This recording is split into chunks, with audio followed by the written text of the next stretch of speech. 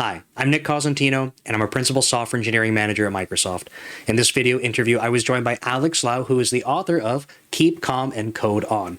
Now, I've interviewed Alex before on this channel, and it's always an awesome conversation with him, but this approach was a little bit different this time around because instead we did a bunch of different topics, and I actually was on the receiving end of some of the interview questions. So I think this is a really cool style suggested by Alex. We cover a bunch of different ground, and I think a lot of the time we're trying to tie it back to different software engineering concepts that I think are especially important for people that are getting up and running in software engineering. I think that you're really going to enjoy this conversation. Sit back, enjoy, and I'll see you next time. One thing to start off, I mean, the first thing we have written down in the list is to be able to talk about some of your book here. So I do have a copy sitting right here still, which is awesome. So thank you so much for sending this over again. I think it's a great book. I know it's been out for a while now. How have people been receiving it when you're having conversations with them and stuff? Have you seen like themes that are coming up in your conversations with them? It's always interesting to see the reaction from people when they have different levels of experience Okay, because really I wrote the book for people that are kind of like in their first couple years as a software developer, maybe like their first 5 years if I really had to put a number on it. sure. So it's interesting because like somebody who's reading it and reading about all the mistakes that I've made throughout my career and what I would do differently for somebody that's earlier on in their career, it's going to be their first time experiencing a lot of those things. So I think like maybe more of the ideas will seem a little bit more novel if it's the first time they've encountered them. Whereas like friends that I have or people that have read it that are a little bit more experienced, they kind of like have, I don't know if nostalgia is the right word, but like they can resonate with Yeah. these lessons a little bit more and they'll be like more, the reaction is a little bit more of, oh yeah, I've seen this thing. And, hopefully they agree with the approach that I've taken and the advice that I try to lay out for how to avoid those kinds of mistakes Right. in the future. But yeah, in general, it's been a pretty overall positive reception. It's always nice to see people randomly that I don't know, strangers posting about it and saying nice things. That's like kind of the best thing you can hope Yeah. for as an author. So yeah, it's been overall an incredible journey and nice to be kind of, I wouldn't say at the finish line, but nice to have it published out there and hearing people's reactions to it. Yeah, that's awesome. And I think, one thing you said that is certainly like when I read through it, how I feel, where it's like, it's not quite nostalgia, but it's kind of like, oh yes, like that's a familiar thing. And uh, Yeah. one thing that I was telling you right before we started recording was that for me, there's a section on multitasking, and um, Yeah. this is definitely something that I think um, it either resonates with people or it will resonate with people because um, things get busy, right? Like we're always trying to do more, and I think depending on how work and stuff is structured, like we find ourselves like, how do I do more? Well, the answer must be to do more at the same time, right? That's how computers do it. So Right. Yeah. It makes sense, right? yeah. So I think like for me, it's a little bit interesting because as an engineering manager, I actually kind of almost like purposefully put myself into some of those pitfalls sometimes. So, for example, I totally agree with some of your advice in there around like trying to do like not just do everything at once, but like you talk about Sure. batching, you talk about scheduling it. So, having like not like minded, but similar tasks that you can Mhm. group together, tackle at once. Like I try to do a lot of that kind of stuff. I think that helps a lot. Um, but then there's other times where because of my role, it's almost like I kind of give all of it up just to be able to say, okay, if I have team members that are focused on A, B, and C, or like partner teams I have to interact with, sometimes I'm like, okay, for me to get the most effectiveness out of myself, it might not be my own work, but I can have the biggest impact almost just by having the most chaotic days sometimes. And it's a weird situation to be in because it's like I Yeah. realize what's happening, but I'm like, I think I have to do it.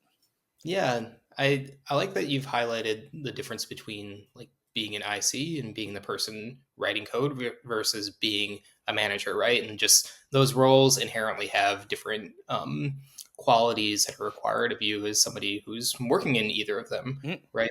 And I like that you touched upon how, like, I think you use the phrase like what's most important at any given moment. yeah, That's like a lot different between and somebody who's writing code and somebody who's managing. So like the people that you're managing, what's most important at a given moment might be to unblock them, right? To Right. like prevent them from having these like burned up cycles in the meantime, or like holding patterns that they're in.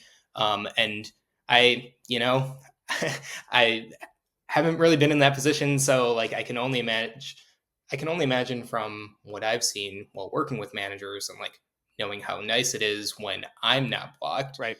to have like those quick like feedback loops and responses from people.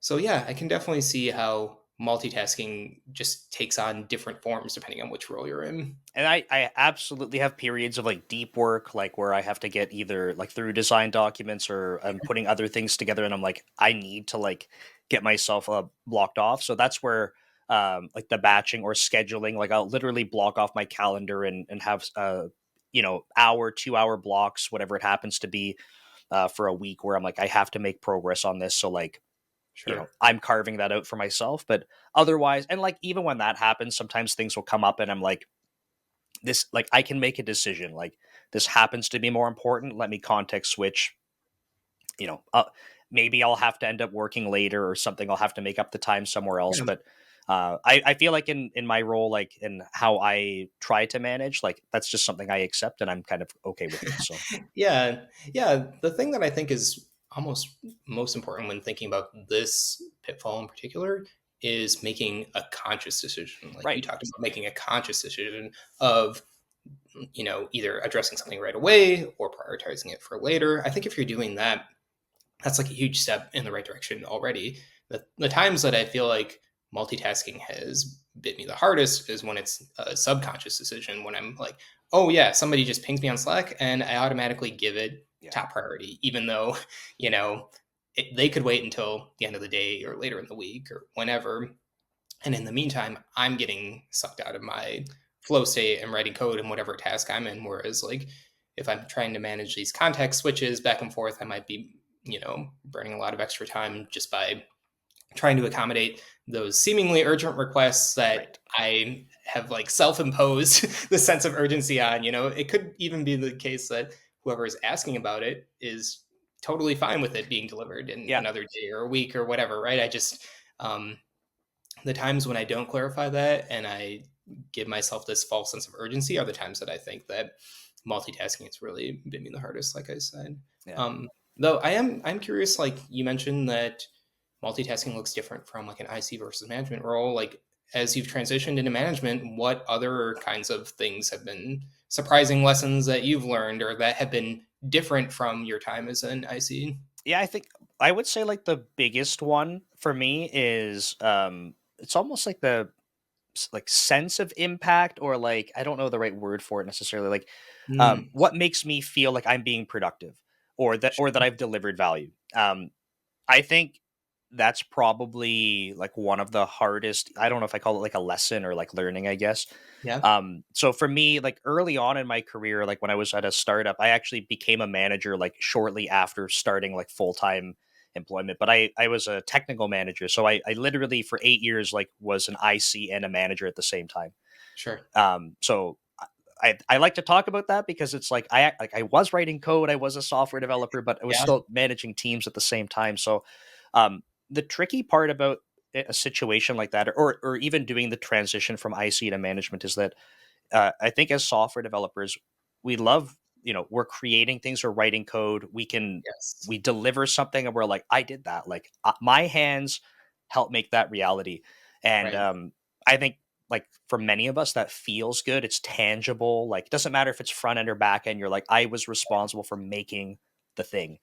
Yeah. And when I move into management, I think this is pretty common for IC to management transitions. It's like you do less of the I made the thing because you're coding less. And I know this is like the forcing function for me that made me realize it towards the end of my tenure at the last company.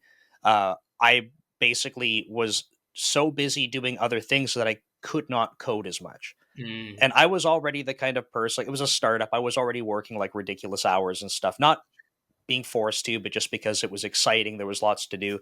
And I was already getting to the point where I'm like, even doing that, I cannot keep up with coding. But what I started to notice was that I was having impact in all of these other areas. And by removing my hands from the code almost forcefully because I didn't have time, I was like, wait, I'm still having impact. Oh, wait, I'm actually Yeah. having more impact by not having my hands in the code. So Yeah. forced me to kind of learn that. Yeah. I can definitely see your point of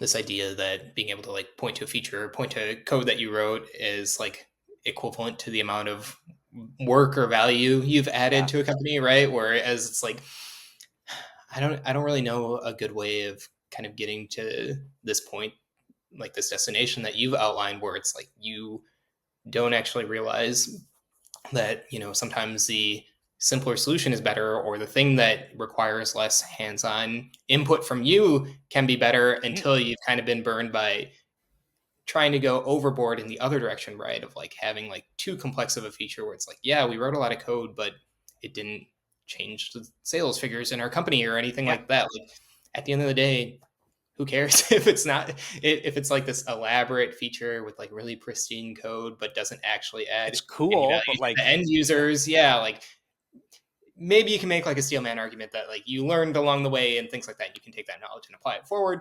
Sure, yes, but I also think like in that meantime, the opportunity cost of like you having worked on something else and still learning those same sorts of lessons is probably what's more yeah. valuable From to a try to. business perspective, probably, Yeah, yeah. Yeah. absolutely. So it's a definitely interesting transition to kind of go through that kind of thing. And I would say that when I talk to other managers that go from IC to management, one of the things I find that they struggle with is like, hey, like I still like I know I could jump in and help the team if I go like code this. And it's like it's not that that's wrong to do, but at some point you have to start realizing like how do I enable the team? So if you realize, Sure. hey, that the team is falling behind, um, and it would be helpful if there were more hands in the code. It's like, okay, do you need a bigger team? Do you need to reprioritize? Do you need to readjust how much the team can get done? Like it's almost like maybe the solution isn't just putting your hands back in, but having a step back and how do we look at things more strategically and like long term to like enable the team to be effective?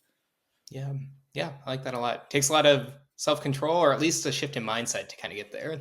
Yeah, and it took me years. So like when I talk about this, it's not like, oh, it's like it's simple. It's like no, it took me like that 8-year period where I was like, Yeah. oh, holy crap, like that's how I do this. Okay.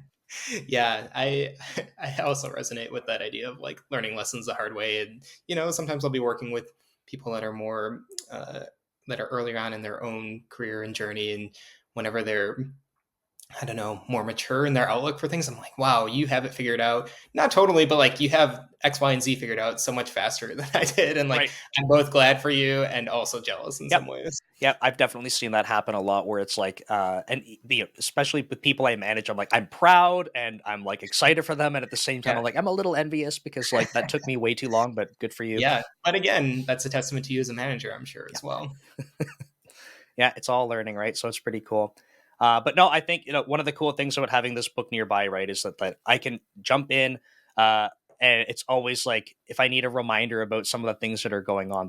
I think there's lots of lessons, and it's I think another nice thing about the format too is it's not like overwhelming, right? It's not like I go to pick it up and I'm like, oh, I'm gonna have to dive into like a 40-page chapter on like to get some type of takeaway from it, right?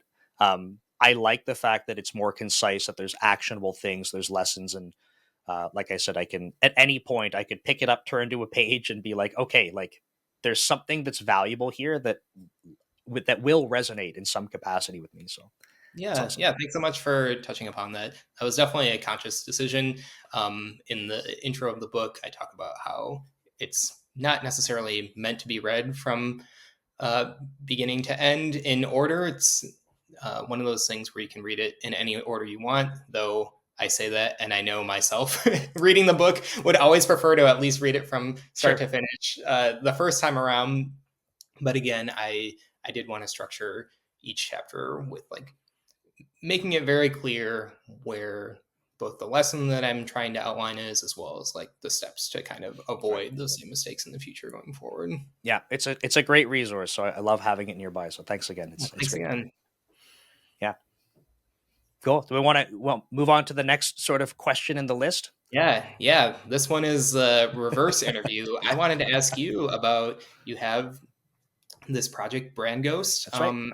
I'm curious about how, I mean, lots about it really, but like what inspired you to work on it in the first place? Like what kinds of learning lessons have you had along the way of kind of working on this project on the side as well? Sure. Yeah. So, Brand Ghost is my system that I started putting together for content creation, and specifically around posting content online. And I guess if I step way back, like when I was doing my content creation originally, it actually started in 2013, and it was just a blog. It was my dev leader blog, and it was a learning in public thing to be able to talk about becoming a manager. So it was like, hey, like if I'm going to do this, I don't know anything about management. I'm going to write articles about what I'm learning and try to I would do like almost like an aggregation kind of thing where I'd go read things, summarize them, and post to blog Yeah, articles. very cool. And no one read it. And I think at the time I was like, like I'm doing all of this work, but like no one's reading it. And then I think I was kind of looking at it maybe the wrong way, and I should have personally, and I have a huge regret for not sticking with it. But I think if I just would have stuck with it and said like, this is how I'm going to learn, and Hmm. that's the motivation, that things would look very different today. Um, I don't know what that means actually. I just think they would look very different. So um, Sure. I think I started looking at it like I'm creating content and no one's reading it. So why am I creating the content? Like, why don't I just find a different way that I can learn and kind of make it through stuff? Yeah. When you were writing those articles, were you like posting them to Twitter or some kind of other social Kind media, or were you? yes. So I was like writing them on my blog and then sharing them out, and then I was like, but no one's like nothing's happening with this. So Sure. and it takes like I find even today like writing a blog article takes a lot of time. You've Yeah, written a book, absolutely. so I think you understand like the Yeah, writing and there's process the is a lot. parallels of, you can have the best message in the world or the best lessons in the world, but if you're not able to share them with people, like Yeah. it's kind of all in vain, right? In the same way, there's that interesting parallel between having a really great feature in software, but if your end users, like if they don't actually use it, like again, what value is it ultimately adding at the end of the day? Yeah, and I think, like I was saying, I think for me it would have been good to stick with it for my own learning, Sure. but I think the motivation to only do that for self-learning I think just wasn't there. So, um where I'm going with this is at the start or the end of 2022 or start of 2023, I said I want to get back into creating content. I've seen other people that have kind of stuck with it for the past like few years. Maybe Hmm. that's 3 to like 5 years, and they're when I look at what they're doing, all of the metrics that I can see or all my perception, they look very successful. That doesn't mean like, oh man, they're millionaires, like they never have to work again. But I'm like, they probably have some type of income from it, which is awesome. I think that's super cool. They have an audience that they're educating. They're talking about topics they like. For me, I don't want to it's not like like I don't want to be like a celebrity or something like that. Even though Right. it might seem weird to people, like I'm making YouTube videos.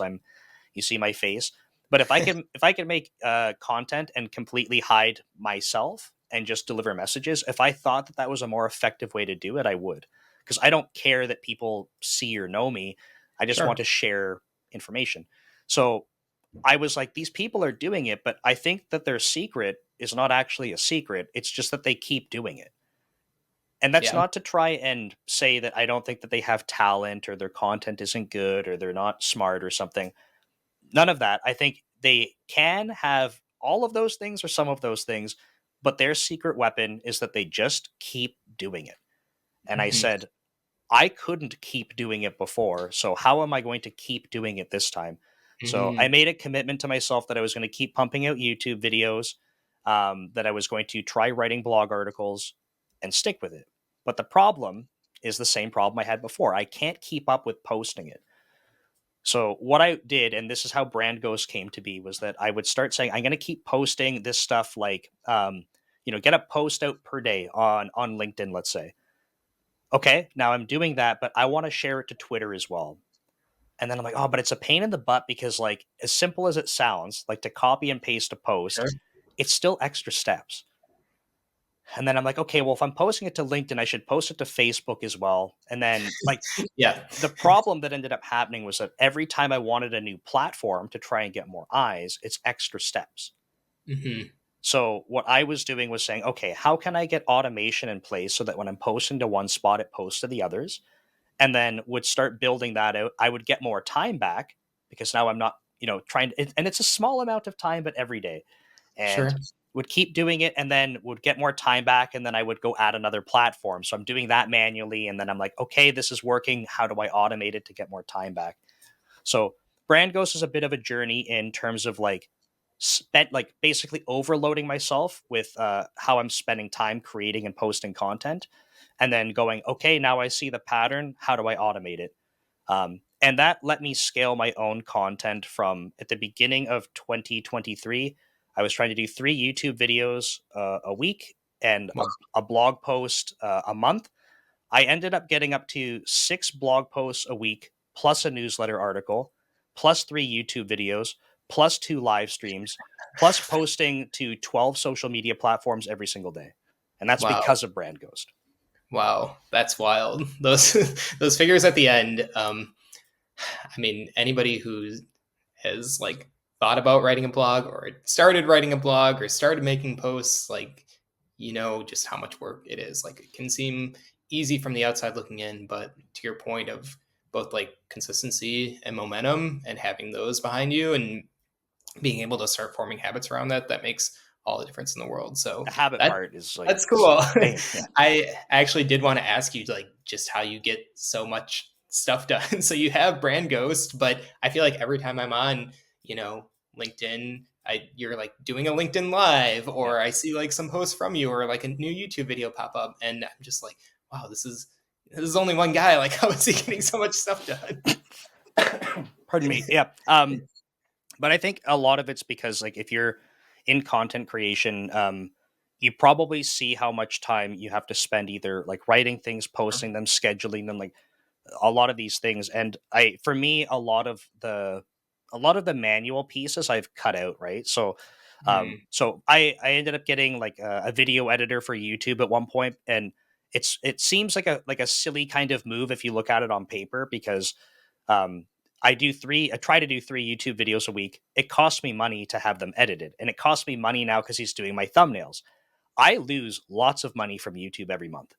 It's not like a revenue generating thing. I think I make $3 a day at the time of recording this from YouTube, and I probably spend like $500 to $1,000 a month in editing. So it's just it's losing money.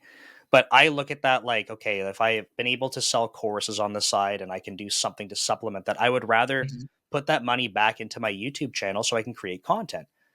But what I Sure. what I've done is I've essentially reached a point, and I should mention, like this is not like a bragging thing or anything. I'm at a point in my life where at least I can safely do this without like putting like my sort of family at risk, like financially or something, Sure. right? Yes. So I Thank you for wanted clarifying wanted that. to mention I'm not just like, hey, I'm blowing money on this, but it's something where I'm like, if I see this as like an investment and a hobby that I have money going into this that I feel okay about.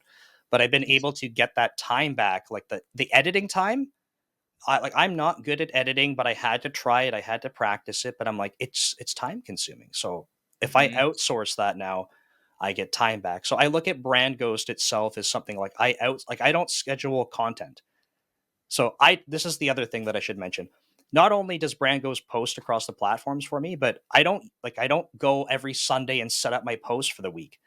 Mhm. I never have to do that again. I basically just create content, drop it into Brand Ghost. I can and I not that I would do this, but I could literally walk away from all of social media for a year and it would post every single day and you might not even realize it's repeating anything.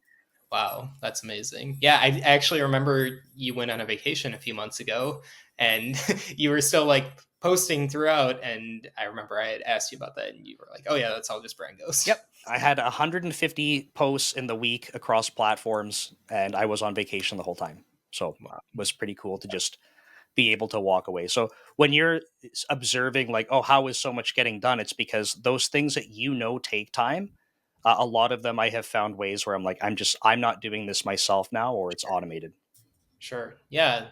It's also like I know for me personally, there's like certain things I don't mind doing as much and certain things that are a Mhm. lot more energy draining. And you know, to your point about not just paying for everything because you can pay for things, but like once you're in like a state of like relative financial stability, like that becomes a much more relevant question, I think, right? Like even both with content creation, but even just like things around the house where I'm like, I never thought I would pay somebody to rake leaves for me, Yeah. for instance, right? Like I came from, uh, you know, relatively modest upbringing, and like the idea of doing that was wild to me for the longest time. But now I'm at this point where I'm like, which would I rather have? Like time with my family Hmm. or, you know, being able to say that I did the leaf raking myself or whatever, right? Like whatever thing may be time consuming and energy draining for you. Yeah, So I 100% have a very similar experience where it's like we've been able to, and again, like, I'm not, it's just like I feel very fortunate to be in a position where I can do stuff like that. But yeah, it was like this decision to say, like, to have someone come by, every couple of weeks to help clean the house. yeah, In that's my another head, I'm like, one. why would I pay someone to do that? Right. But then I'm looking at the time it takes, the sort of the outcome that they provide. And then I'm going like, but if I'm thinking about my wife and I am like, that's literally just time that we get back. Right. And now we're at this point where I'm like, I actually it makes way more sense to have that paid for. And it's not like, it's not like it's thousands of dollars when they're coming by. So we're looking and being reasonable about it and then going, but we get time back for that. And that's actually a great spot to be in. Yeah.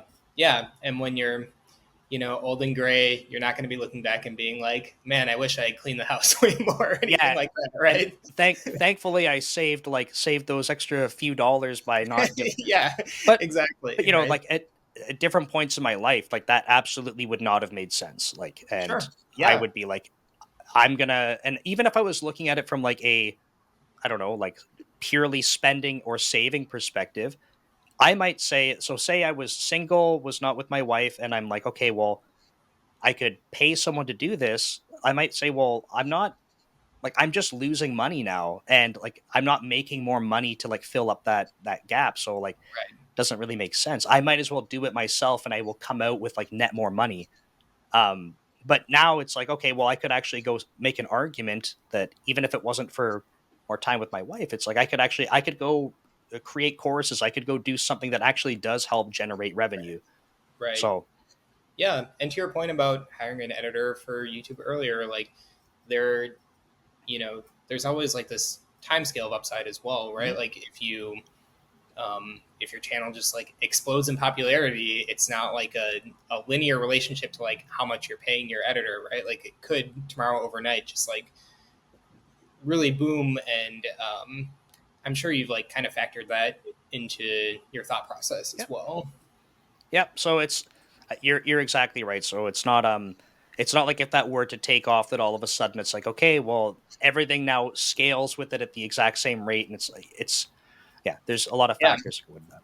yeah, and the idea of like betting on yourself, I think is really awesome too, where it's like you're in control of your path and like you're working on things that you're truly passionate about and trying to help other developers. So Yeah. in that regard, like it seems like a very worthy undertaking. Yeah, it's enjoyable. Like I feel good from doing it, and there's an added benefit that if it has revenue generating opportunities, like that's great too. But I'm checking our list of questions, and I think this actually may be a good segue because one of the things that you said that you've been thinking about a lot recently is personal finance for developers. Yeah, We're yeah, kind of I touching on time and personal finances, so yeah, I guess now would be the time to mention that this is not official finance advice, yes, but more of entertainment purposes.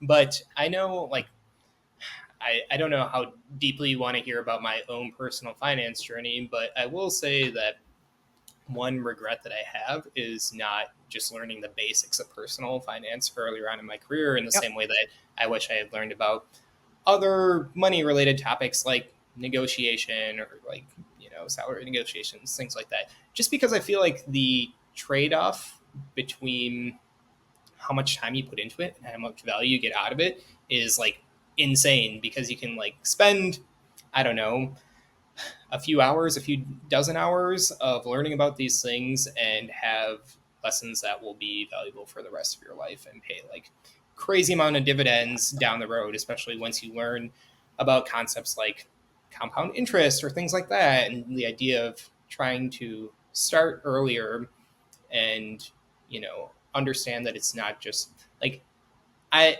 I'd be curious to hear about your journey in personal finance. Like I know for me, I I thought that it was kind of like you hire a financial planner and they like know some secrets about stocks that you don't know, Right. and then they're able to help you like grow your money a lot. And it's like sort of kind of gambling or uncertain in ways, but um, yeah, the more I've learned about it, the more I'm like, oh no, that's not the case at all. And like, there's things like index funds that are a lot safer investment. Yes. And yeah, Yeah. sorry, I No, no, it's really cool because I think there's so many different facets to like where to even start with like any of the personal finance stuff. And I think just, at a super high level, I think your point about you have like disproportionate returns on a little bit of time learning this stuff.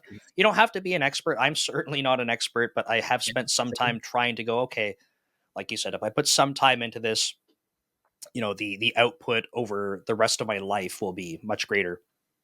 And I think something I've observed kind of interesting going into big tech, especially with people that are like new grads or that like kind of like their first job. There's a yeah, lot of stuff that they get introduced to that like they've just never been taught or they don't understand. And I don't blame them. It's not like I'm like, oh, haha, you don't know right, this. It's like, oh man, like this is actually like a almost like a missed education opportunity or something to help align people. So things like, okay, so there's a 401k and people are like, okay, I know that's for retirement, but like yeah, I don't know, or is that a scam? And like, oh well, there's matching. Should I do that? Like there, even something as simple as that, it's like people don't really understand that. Or with big tech companies and other companies where there's like stock, right? Like what does that mean? What are the tax implications of that? Like should I just be getting the stock and selling it to get the money? Should I never sell it and hold it the rest of my life? Like right, what like people that aren't thinking about these things are what's you said it earlier. It's almost like you don't want it to be like a subconscious accidental thing where you're just kind of like it's happening, but if you can make conscious decisions about how your money is being spent or invested or saved, then I think that you're way better off in terms of making progress there. yeah. And actually, one thing that made me more resistant to learning about personal finance earlier on, like in my early 20s, just out of college, was that I didn't want to be like consumed by this idea of money and Mhm. like just be like super greedy. And I thought that if I was like, I don't know, it's weird to say. I thought if I educated myself about personal finance that I would be like obsessed with money. Right. And um, the thing that I've realized in the meantime is that by making that decision to not learn about it, you're still making a decision either way. Like Yeah. either you're going to be strategic about money and wealth and investments, or you're not going to, and you're still going to have to like in the same way that like not forming a budget is still a budget of Yeah. some sort, There's a right? budget there somewhere. Yeah. Yeah, exactly. And I'm I no longer view money as just like this thing to kind of like hoard and have the most of Mm. by the time that I die. I view it as like a form of basically like freedom, right? Like the more you have saved up, the more opportunities you have to explore other things in life, right? Like the idea that we were talking about earlier of like hiring a cleaner or even like hiring somebody to rake your leaves, like that gives you freedom to do other things, right? That's absolutely it. And I like that word freedom, right? Because it's you get to make decisions, right? You can say like, and I always bring this up when people talk about retirement and stuff because if I've talked to financial planners, one of the things is like, oh, tell me your plans. Like, when would you like to retire? And it's like the thing about that is like I like to work, so I don't know what that actually means. But when I try to answer that question, it comes back to freedom, and I like being able to think about this. Like, I would like to have enough money that I don't have to go to work. Right. I like to work, but if I don't have to go to work, that means that I now have freedom to work on anything that I want. And to me, that's like the ultimate like goal is to be able to say like it's not that I'm going to stop working because I genuinely enjoy creating things and building stuff and like that's not going away. But now I have this opportunity to say like, if it's not Microsoft someday and it's something else, if it's my own thing, if it's either of those and I'm like, well, I just want to take months off and not have to do anything, then I Yeah. have that freedom in my life to be able to say like I can. Yeah. And who wouldn't want that, right? Like, who wouldn't want to be able to work on the things that they are truly, motivated by and inspired by and passionate about? Yeah. But You don't have to it's, worry about the money component of it, right? Because it's like I think sometimes and not like it's a bad thing. It's like I like X or I like Y, but and Z I don't like as much, but like it actually is going to pay way better. So like it makes sense that I kind of like Z still, so that's fine. But like it pays way better, so I'm just going to do it. You don't have that interfering with anything now. right. Yeah. Yeah.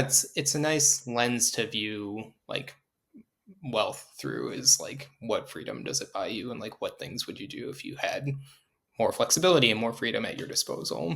And you had mentioned like negotiations, right? So this might be like kind of like a helpful or I don't know, like something interesting for viewers and listeners to kind of think through. But I know that when I was applying to jobs and like getting offers and stuff, this idea of negotiating was like awful. I don't Mhm. like if I had to buy or sell a vehicle, that's super awkward to me because someone says a price Yeah. and I'm like, okay, man, like just Yeah. um Negotiating it down even further yeah. against yourself.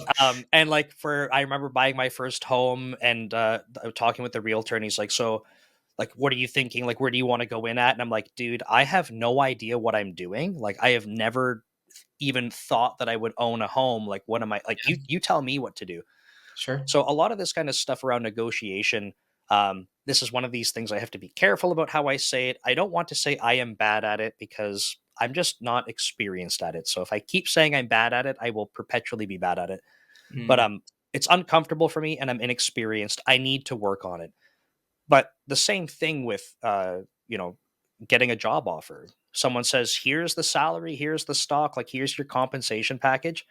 How many times have I negotiated a compensation package? Like not enough to be confident in doing it. Um, so I can recall when I was doing a research about it because I spent a lot of my career at a startup. Hmm. I'm not experienced at doing this kind of stuff. So I can recall doing the research and being like, everyone says, do not take the offer, always negotiate it. There is always room to negotiate. And I can remember this feeling of being like, this is so uncomfortable. Like, I don't want to do Sure. this because Yep. isn't everything at risk now? And I can remember taking that plunge and being like, nope, like, here's my counter. And I remember the recruiter being like, oh, and like, he's like, okay. And then like, had to go away for a couple minutes and was like, okay, no problem. And I was like, Yeah. really? And That if it was was that fast, could you have gotten even more, right? Yeah, But I mean, I always joke and say that, and without disclosing figures, it's not like it's ridiculous or anything, but sure. that is the most amount of money per minute I've ever made in my life. Yes, exactly. It's Right. incredible. Yeah. And I mean, first off, congrats to you for Thank you. making that plunge and doing it that way. So in this case, you were talking to a recruiter over email, on the phone. This would have Was been like, yeah, so I had gone through the interview rounds and stuff, so this would have been over the phone for that final like negotiation part. Yeah. Gotcha. I think one piece of advice I would give to people if they're like nervous about negotiating, which is a very natural feeling. I definitely had that same sense as well as I was like first looking for jobs. Is I know for me personally, I'm like oddly more comfortable with the idea of negotiating things other than just money. So like Mm, if there's vacation days and you get 3 weeks of vacation, could you bump it up to four? Or things like equity, which I mean is kind of just this proxy for money, hopefully, ultimately one day. But it feels easier for me mentally to kind of like negotiate that instead. Or I don't know, an education budget, if it's like, $1,000 for, education stipend, could you bump that up to 2,000? If you fully use that, that's you making another $1,000 in a year, right? yeah. And what company isn't going to want you to be more educated too, right? Like I think that the fear that I would have if I'm kind of trying to relate to myself and my mentality earlier on in my career is that somebody would be so offended that they would just rescind an offer, right? Right. And I think that first off, that's not too likely to happen if you're asking for something reasonable, right? If you're asking for like three times the salary they're offering you, like of course they're going to be offended by that. But if you're asking for something like in the realm of possibility and it's like uh, you know, a smaller percentage of increase in salary, kind of like what you were talking about earlier. Like if a company does rescind their offer, it's a sign of a bad company in general, right? Yeah. And as long as you're being kind of like respectful about it, then I think that it's, it's part of the reality of, hiring and negotiating. That being said, there's probably times for individuals when they're better suited to negotiate, right? If you Hmm. already have a job, if you're further on in your career, you're probably more likely to be more comfortable taking a little bit more of that risk. Whereas if you're trying to break into tech and it's your very first job, um, that's really important to get that first job and that experience, right? And maybe you don't want to take any chances whatsoever, and that's totally fine. There's opportunities down the road for that.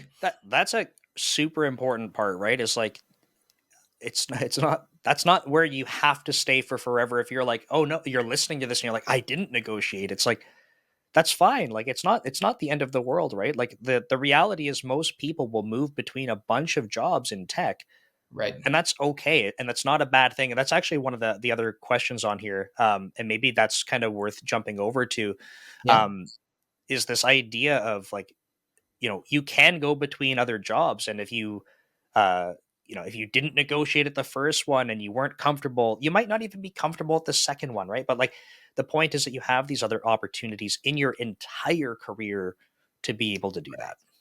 Right. Yeah. And I think that like viewing it as maybe just like a chance to kind of like play around and experiment and like improve the skill that in your instance it's like you know that there's room for improvement, right? Yeah. Like you're not going to have other opportunities other than going through and doing the thing. Yeah. So like I know that that's helped me as I try to think about things like negotiation where it's like kind of the scary thing to me, but also like what better chance to like try to grow as a person and like grow Yeah. my skills out. Like you don't get to be a great negotiator without doing the thing, right? Yeah, that's why I was trying to say, like, I need to stop telling myself like, oh, I'm just bad at it. It's like I'm just not Right. practiced at it. It's Yeah. it's the And that reality of it. applies to so many things in life, right? Not just negotiating. Yeah, I think when we were talking before, like one of the things was like public speaking, right? Like Yeah, exactly.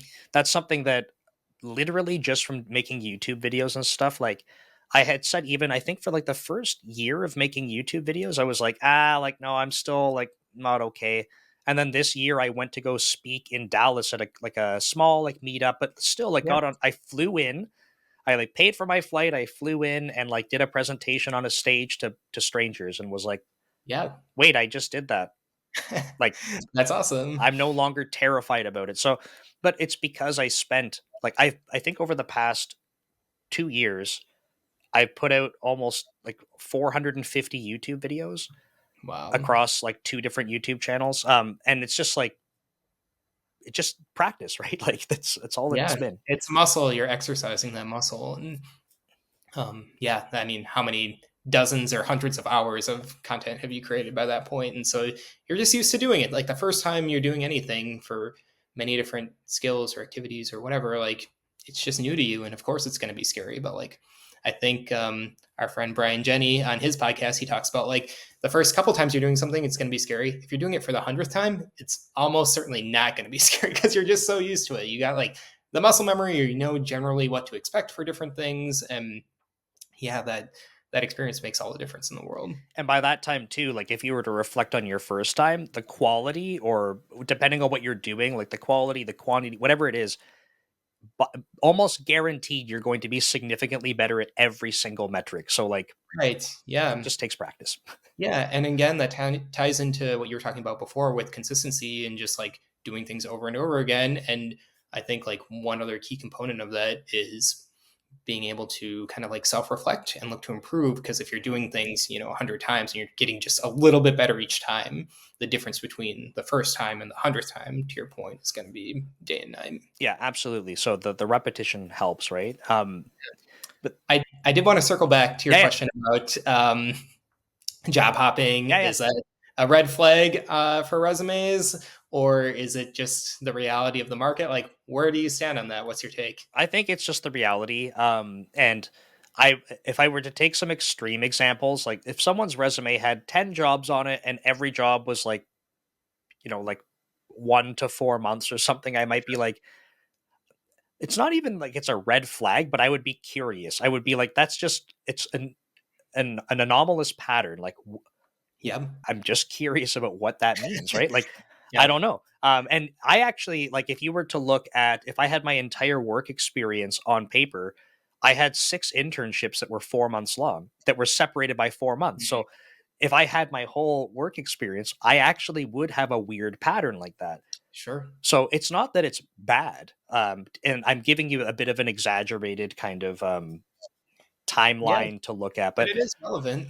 yeah, and that's a real thing. So if we were to, I don't know, I don't even know what's considered job hopping in terms of like time at a company. Is it 1 to 2 years or something, or like? Yeah, I would say less than 2 years is when I think about this, the concept in general. And honestly, I think a lot of tech is, especially larger companies.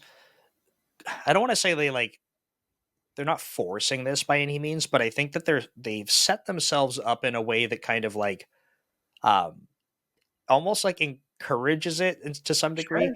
I think Yeah. the way that there's like compensation packages, like, hey, you get this job offer at this big tech company, and I'm saying big tech. It doesn't have to be like Fang or something, but Sure. tech company, and they have sign on stock, they have cash bonuses and stuff. Like, if you're someone who's like thinking about their personal finances, they're trying to think about their self worth, and like they're putting their time into something, and like I want to be fairly compensated. I think that the way that a lot of this is structured encourages people to say, literally, I you could love your job and you're like, that job over there could also be a great opportunity.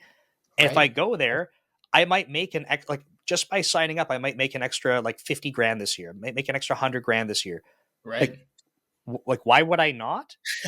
Yeah. How can you blame somebody at that point, too? Right. Yeah. Yeah, I think there's like some interesting parallels between that and your how you describe negotiation, right? Obviously, there's like some overlap in just the material itself, Mhm. but if you're thinking about it in terms of like how much time and effort you put into it to how much compensation and salary Yeah. that yields, like how much are you making just by entertaining other job offers? Like if you're making another 50 grand a year, that's huge for almost everybody, right? Yeah. So like for me, it's not. I don't look at those things like red flags necessarily because I'm sitting there going like I could literally justify why someone would do that. I Sure. think that when I reflect on this idea of job hopping, I have like a sort of like a caution that I put out to people, and it's not that it's a red flag for me necessarily. It's more that like what the goal is of the job hop. So I Yep. think with there's a lot of content creators that will say like, "Hey, look, I've been successful getting to senior level or some level, and I did it in X amount of time, and here is the shortcut path to doing it." And it's not that that is inherently wrong to share like their journey about how they did that effectively, but I think the thing that gets me nervous is like a hyper focus on job hopping strictly to level up Yes. I would because definitely agree with when that becomes the focus, and again, if I exaggerate the scenario, right? So you spend 1 to 2 years and just to make up levels to because every place is different. So you're starting at level one, and you're like, I'm here for 1 to 2 years, and or not even. Let's say level one because it's the very beginning. You're just a beginner. You stay there for a year, and you entertain another job, and they're like, hey, well, we would hire you in at level two, no problem. Like you've already been employed by one person, like that's fine. We'll bring you in at level two. So you go to level two and you get a salary bump, and you're like, this is great. So now you stay there 1 to 2 years, and maybe it was going to take you 1 to 2 years to get your promotion to level three, but now you're going to job hop in potentially half to 100% of the time, and likely get a salary bump because you're going to another company. But when you keep trying to focus on this accelerated path, the thing that makes me nervous is that you haven't actually spent the time building the skills. So you, on paper, it looks awesome because you're like, look, I'm this level now and I make all this money. And then I go, okay, great. Now, can you show me how you operate at that level? And they're like, like, I don't know. I actually haven't done anything. I'm exaggerating, obviously, but that Yep. fear of like, are you now at a level where for you to be effective at that level, you actually need to take a step back. Like you need to be de-leveled so that you can do a good job. Yeah, yeah, I think that that's a very interesting example because to me, somebody like, of course, there are people who are doing basically a version of what you're describing, right? And to me, it kind of seems like it's just that they're focusing on the wrong thing. It's kind of like focusing on level and compensation as the end all be all for a job. Whereas, like, I think, like many things in life, it's more about balance. Like, of course, you want to be fairly compensated and fairly leveled at companies. And of course, you want to move from company to company for no other reason than just to have more exposure to different teams and see how different teams operate, getting to work with other people, kind of just like broadening your own skill Yeah. set and getting more exposure to different teams. Right. But like anything, if you don't have that balance and you're just like only hopping so that you can increase your level and your comp, then you're probably foregoing like these other factors that are important, at least to me and to many others, I'm sure as well, about like, well, do I want to work with different technologies on different teams with different people for certain domains that I'm really interested in? Like, I really like working in ed tech because I like the mission behind it.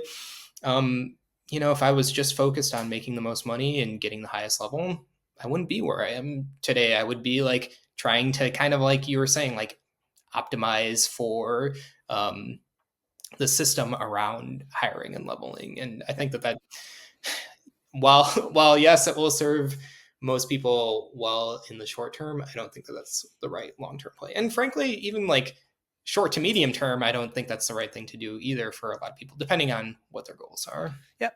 And I mean, like, I'm not here saying like I don't want people to earn more money or, level Right. up in their Yeah. career. I absolutely want people to be able to do that, but not at the expense of like putting themselves into a position where they're like, I actually cannot operate effectively at this level.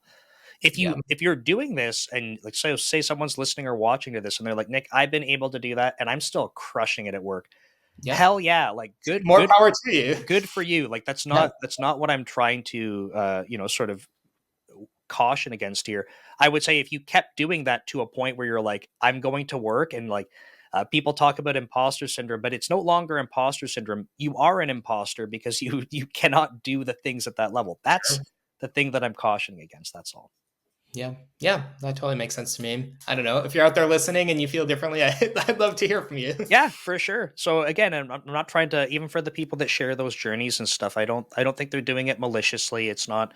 Yeah. They're saying I've had success doing this, and I think that that's great. There's lots of stuff you can learn from it, but I think Alex, you said it really well. Like, kind of think about what your goals are, right? So, if you can get more money, that's great. But ultimately, if you're not able to kind of grow in your career and do better at being a software engineer, if that's not your goal, then like that's not your goal. But if you Right.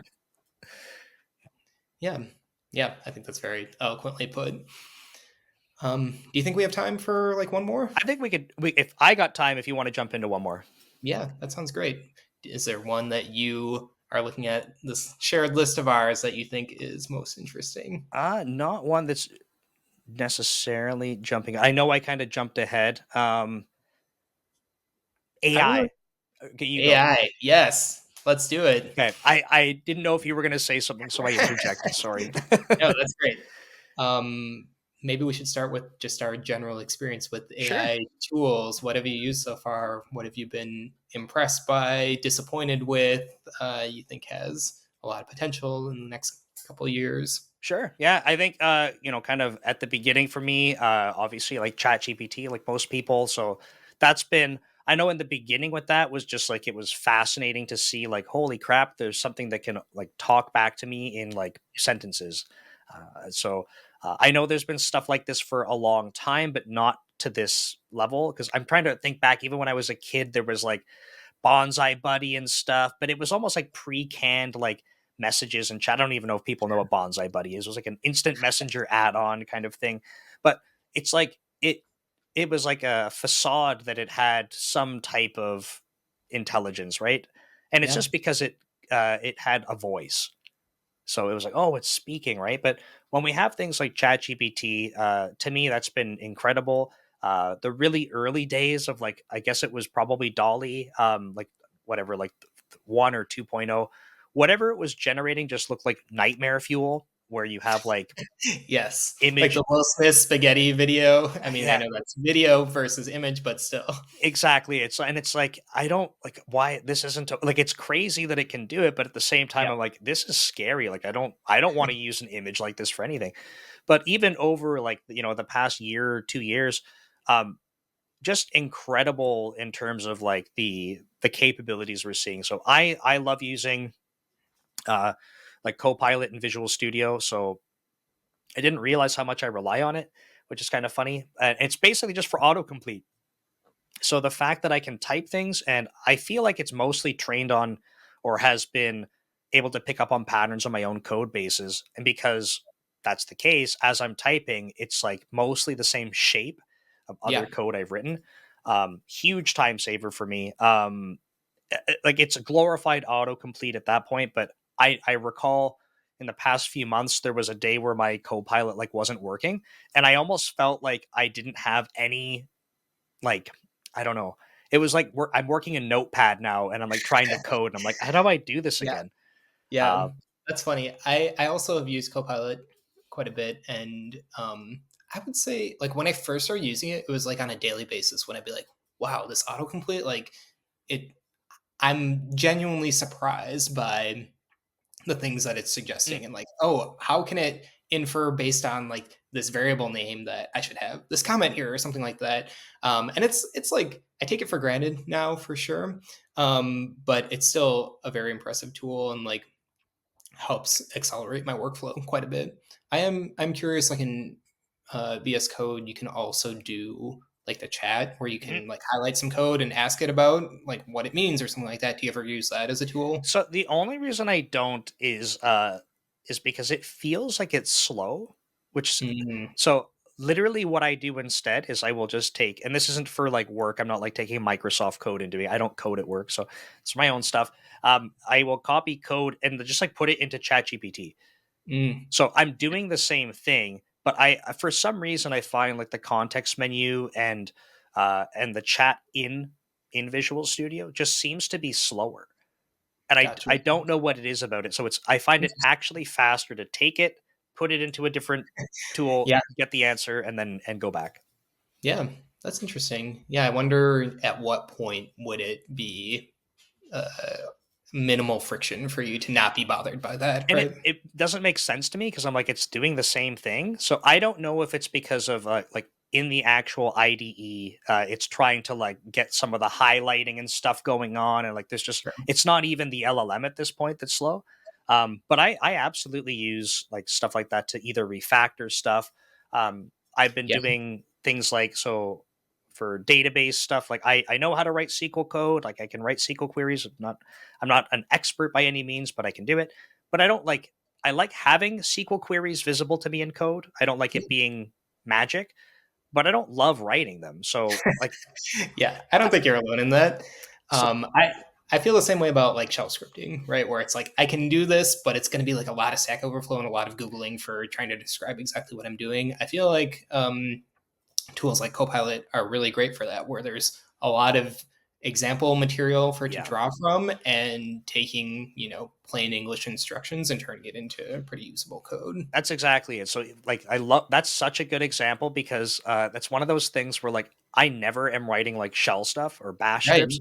Yeah. Could I do it? Absolutely. But it means that back to context switching, I'm gonna have to basically put my bash scripting hat on my Yeah. bald head and then just like try to get in the zone. And by the time like I've spent, hours or whatever on it, like now I feel like pretty good at it, but like I'm not doing it that often. So it's always this huge amount of activation energy. Yeah. So yeah, definitely like LLMs are so for me, there's such a good tool for that because it's not like I don't understand it. Right. I Yeah. just don't want to spend the time doing it. So, Yeah, I think that's the part or like the domain and types of problems that I find it to be most valuable right now, where it's like, I know this is possible, but mhm. I don't know the nuances of, XYZ language or framework or tool or whatever. Um, I am curious, like, what your take is in 5 years from now, 10 years from now. Like, do you think we're going to hit a point where, you know, my title right now is senior software engineer? Like, is it going to be obsolete completely in terms Mm. of a developer and what we look at today? Or is it going to be, a different role for that same title? Uh, yeah. What do you think? Yeah, I don't like my personal take is I don't think software development is not going away. I just I can't see that happening. And I should say who like in way down the line in terms of like all types of jobs, like perhaps it just looks way different. But in like the 5 year kind of horizon, I don't see it going away, but I do see it being different. Sure. And okay, part of me is like I don't see it going away because the rate at which companies move to transition stuff, like I literally cannot comprehend at Microsoft them being like, okay, we're going to start rolling out AI agents that only code now. Like this team has been replaced by that. Like that Right. it's so far from being able to do that at the same level of effectiveness that I just can't see companies doing that. That's not to say that like it's impossible to do though, or it Sure. won't happen. But in terms of actually implementing that, I see that being a huge barrier. Um, I think that as software developers, our jobs are going to start shifting a lot more, and I think this is like a good thing. We talk about like levels of abstraction and programming languages and things like that, Yep. and I see us continuing to move in that direction. Right? It's like instead of actually talking more and more about how code is structured, we're talking more and more about like how problem spaces are structured and Sure. the goals we have with that. Um, so yeah, I just see us moving in the direction more where AI is sort of putting the code together, and we have to understand the problem spaces and kind of instruct it more efficiently. Yeah, I think I generally agree with that take, especially if we're talking about like the next 5 years. That being said, I if you would have asked me 5 years ago what would be possible, like Mm, what we have today is like light years ahead of what I would have even imagined. So I do say this with like a bit of sure. humility in terms of like my ability to predict the future. But I think certainly in the short term, there's like this idea of we have this new tool available to us. Uh, Going forward, there's going to be two kinds of developers: those that can leverage this tool and those Mm, that don't. Right, and I think that if you're able to leverage it and have that right balance of I still understand the code that's being output and I know how to like utilize it to its maximum value and not just accept it blindly for whatever it's saying, right. those will be the people that get the most out of it. Yeah, I have this other sort of angle on this stuff that I'm curious your opinion on, and this is a weird take. So Yes, bear with I'm me so ready. as I try to explain it. So I think that and we're probably sort of comparable in terms of how like we approach learning how to program and stuff like that. Don't Mhm. exactly know that for sure, but probably early on when people were explaining like programming concepts to you, there was like, okay, well here's how pointers work, and like really what's happening is like we're going to talk about how we have like a stack and a heap, and how we have these variables that are allocated in memory, and like even maybe some lower level stuff, like maybe you talked about registers and things like that for how a processor works. And like I went to university for computer engineering, so I literally made the choice to I wanted to be exposed to more hardware stuff. Um, in terms of how that affected my programming, probably not that much.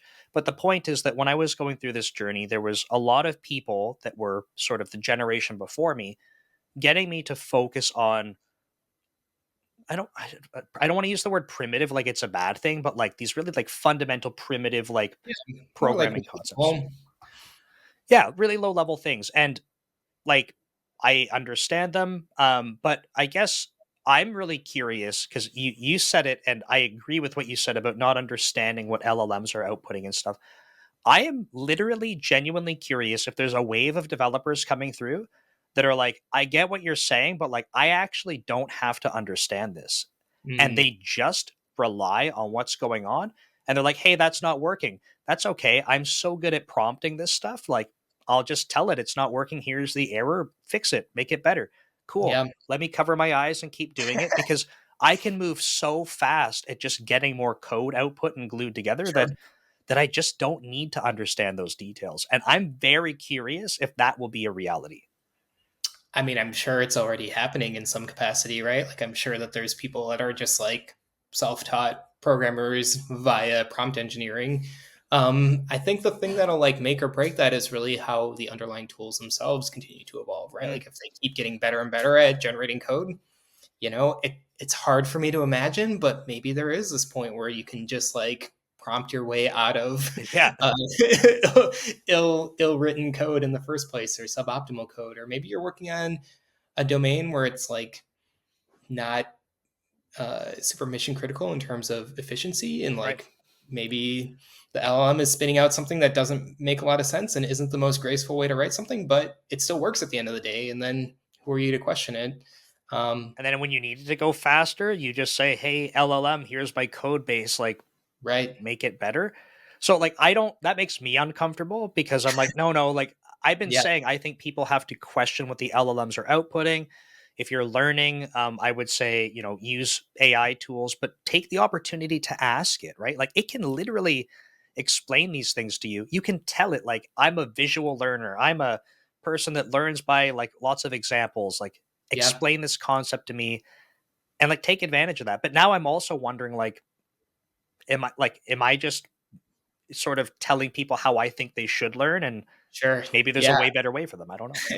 Are we just being too old school about it and like trying to dictate that Even they even though learn like, it's even though it yeah, seems like new school, right? Like, I don't know. It's very, very weird.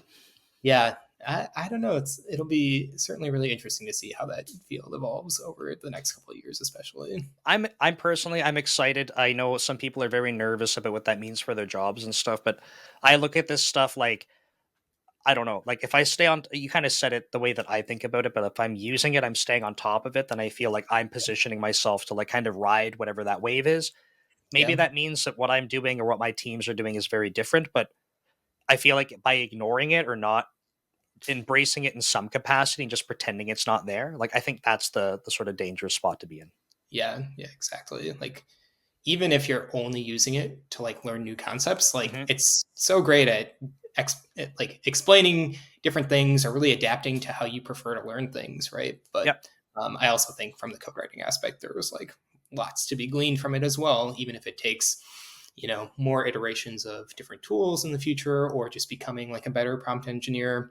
Um, yeah, it's certainly a field that's ripe for both more innovation and just like lots of new things to come in the next couple of years. Yeah, I'm trying my best to make sure that as new developers are coming through that are kind of just like heavy into leveraging AI, like, I want to be like, hey, like, show me what you're building and how you're building it, because I'm just so curious to see if there is this huge discrepancy in, like, look, I've made like 50 apps in the past 2 weeks and they're all crazy, and I'm like, how did you do it? And they're like, I don't even know. I just asked the AI and it made, like, Yeah, I'm curious to see like if that starts happening. So yeah, that would definitely kind of make me sad in some ways, because I think like even Sam Altman himself has described like learning programming as being worth it just for the sake yeah. of it's a way of thinking, right? And I Yep. think that if you're only prompt engineering your way to code, then you're missing out on this like way of reasoning about problems that's very valuable. I totally agree. And I think that's one of the reasons why probably many of us get uncomfortable with the thought that maybe that isn't how it looks in the future. Like, I don't Right. know, but Yeah. that's a bit of a scary thought. Yeah. Well, I look forward to our episode in 10 years from now where Yes. we're reviewing this episode and And talking we're doing about how, completely different things because everything's been replaced by AI. yeah. So awesome. Okay, well, Alex, thanks for going a little over time. I appreciate you being here. It's always Yeah, awesome likewise. to chat. I thought this was a fun format to do, so thanks for proposing it. It was cool to touch on a bunch of different stuff. Yeah, thank you for indulging me and trying out the grab bag for the Of first course, time. yeah. And I also had a lot of fun chatting. Cool. Alex, where can people get a hold of you if they want to find you? So you can find me on LinkedIn or on my book's website, keepcalmandcodeon.com. There's a contact page on there. Awesome Always happy stuff. to hear from people. Cool. I'll make sure I get links and stuff in the description from you, and that way I can't mess anything up. And yeah, Alex, thanks again for being here. This is a great conversation. I really enjoyed it. Yeah, thanks for having me, Nick. Okay, take care.